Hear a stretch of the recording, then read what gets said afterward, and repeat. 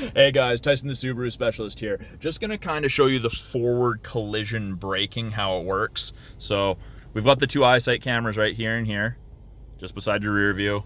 And I'm just gonna be pulling into this parking stall with a tree in front of it. So I've got it in drive right now. And I am not gonna touch the brake here.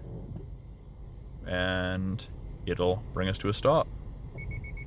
And it says down here that the eyesight's disabled, just because I tested this a couple times, but you can see the pre-collision system, braking system activated. So I'm just gonna back up again and go forward. So that's the third time I tested it, and that's why it's saying, yeah, you've done this too many times, too quickly. So a built-in safety, so you can't just go around doing that. I don't know if you noticed it, but this little screen put a whole bunch of little red LEDs up, trying to catch your attention while you're doing it, and it also made that beeping noise. So that's, in a nutshell, kind of how the pre-collision braking works. Very, very uninvasive. It applies the brakes, makes a terrible noise when it actually brakes, but it works really well. So I'm Tyson the Subaru Specialist. Talk to you guys soon.